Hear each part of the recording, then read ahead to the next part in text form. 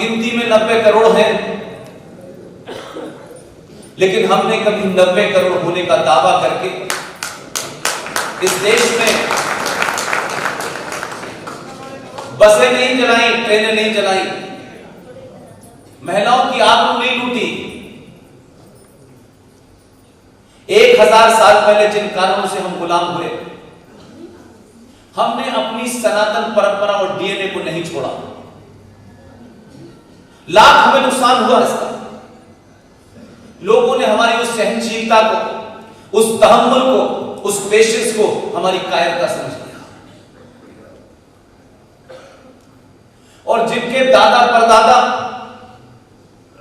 जो आज आपको डरा रहे हैं, चौराहे चौराहे डरा रहे हैं, छोटे भाई का पजामा बड़े भाई का कुर्ता पहने घूम रहे हैं।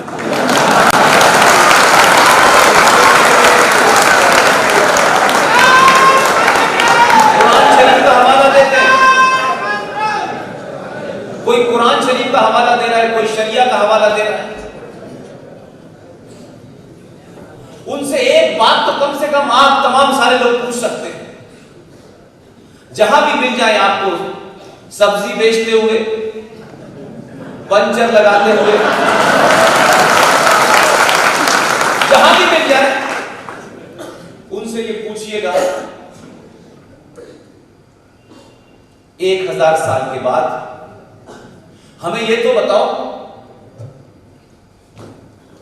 कि तुम और तुम्हारे पूर्वज जिन्होंने औरंगजेब और बाबर के सामने तलवार के जोर पे शलवार पहनी कि नहीं, उनसे पूछिए जजिया देने से बचने के लिए तुमने धर्म छोड़ करके मजहब में आए कि नहीं, तुमने अपनी बहन बेटियों का सौदा किया कि नहीं। उनसे कहिएगा 2020 में जो सनातनी 5000 साल पहले था वो 2020 में भी है। तुमने डर के मारे अपना धर्म छोड़ के मजहब बदला है। हम उस वक्त भी नहीं बदले, अब भी नहीं बदले।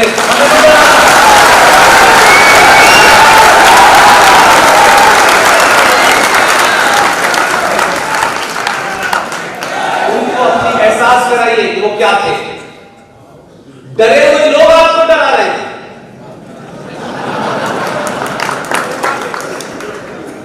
जिसमें मुझे लगता है तथ्यों पे आधारित बात होनी चाहिए। आपने कभी इस तरीके का सवाल नहीं किया, आपने कभी इन मुद्दों को चर्चा में नहीं लाए, बल्कि हमारे समाज के लोगों ने सत्ता के लालच में ऐसी ऐसी कायर नारे गिने और अपने ही समाज को वो नारे बताए और हमसे कहा कि आपको उनका दिल जीतना है। दिल जीतते जीतते चले गए हमारे पिताजी। उन्होंने बहुत दिल जीता 1947 में।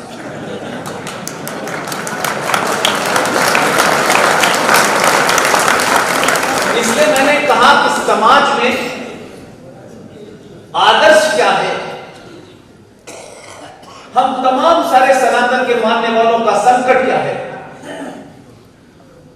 कि जो ना हमारे डीएनए में था, ना हमारे इतिहास में था, ना हमारी मान्यताओं में था, हमें एक ऐसी सिचुएशन को फेस करना पड़ रहा है जहां हम ये सोच ही नहीं सकते कि किसी की किताब इस बात की भी इजाजत देगी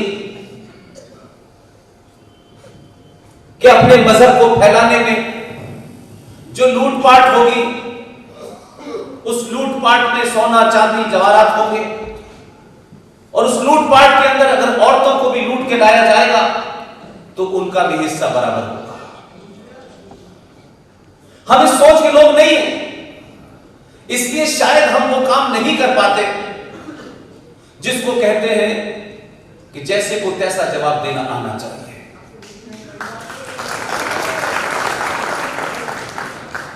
आज आपके सामने संकट यह है कि देश में एक सरकार है, देश चल रहा है, देश में कुछ काम तेज कुछ काम हल्के हो रहे, कुल मिलाकर के देश में कोई ऐसी स्थिति नहीं है जिसके कारण बहुत सारे सवाल उठाए जाए। लेकिन कुछ लोगों के सामने एक बड़ा संकट है, जिन्होंने 1946 में बंगाल में, 1946 में हैदराबाद में जो भी कुछ किया और जिन हालात में ये देश तथाकथित तौर पे आजाद हुआ, और आजाद होने के बाद आपके बौने नेताओं को झुका करके, ब्लैकमेल करके भारत के संविधान ने भारत की धरती के ऊपर जब ये देश बटा तो मजहब के नाम पे बटा। इसलिए मैं आपसे कुछ शब्दों के बारे में जरूर कहूंगा। हमारा समाज, हमारे लीडर, हमारे प्रोफेसर्स, हमारे तमाम विद्वान लोग शब्दों का कैसे गलत प्रयोग करते हैं और उसके प्रयोग करने से क्या नतीजे होते हैं, ये मैं आपके सामने रखना चाहता हूं। हम बड़ी रवानगी में कहते हैं कि भारत का विभाजन धर्म के आधार पर हुआ था। यह गलत है और शायद इसको आप तब समझेंगे जब आपको यह समझ आएगा कि धर्म अंग्रेजी के शब्द रिलीजन का ट्रांसलेशन नहीं है। अंग्रेजी में रिलीजन कहते हैं, उर्दू में मजहब कहते हैं, और जब उसका हिंदी ट्रांसलेशन करेंगे तो उसे पंथ कहते हैं। इसलिए गधे और घोड़े की तुलना नहीं हो सकती।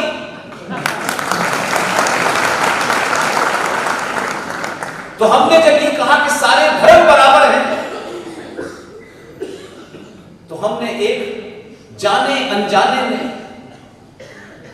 5000 साल से पुरानी सभ्यता, उसकी संस्कृति, उसको हमने ला करके उस सनातन को 1400 साल पहले एक किताब आई, उससे साल पहले कुछ एक किताब आई, आपने उसके समकक्ष उसे खड़ा कर दिया।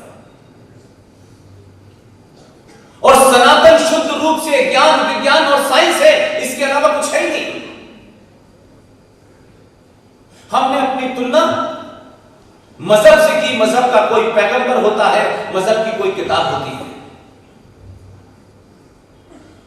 हमारी ना तो कोई किताब है, ना हमारा कोई पैगंबर है। हम इस सृष्टि की उत्पत्ति जिस दिन हुई और कब तक रहेगी मैं नहीं जानता, हम उसके हिस्से हैं, उसके अलावा कुछ नहीं है।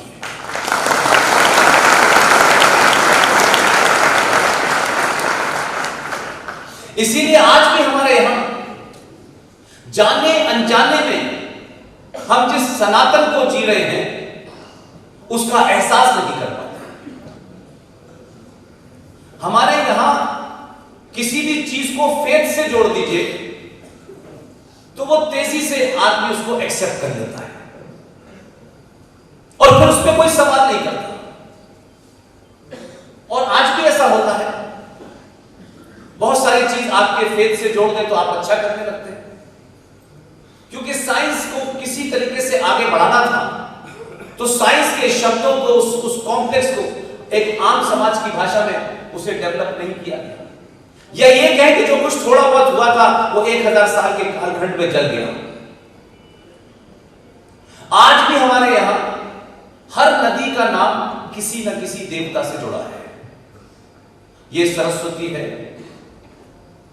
ये गंगा है, ये यमुना है, और इसके पीछे की सिर्फ इतनी ही साइकोलॉजी थी कि जिस मां ने मुझे और आपको जन्म दिया है, जितनी पवित्र वो मां है जिसने मुझे जन्म दिया है, उतनी ही पवित्रता के साथ गंगा मां को रखना है। तो जीवन देने वाली मां, पैदा करने वाली मां एक है। उस जीवन को जीने के लिए जिस जल की जरूरत है, उस नदी को इसीलिए मां का नाम दिया गया। शुद्ध उसके पीछे एक ही पर्पस था कि आप जो नदी है, जो जीवन देती है, उसको हर हालत में प्योर रखना।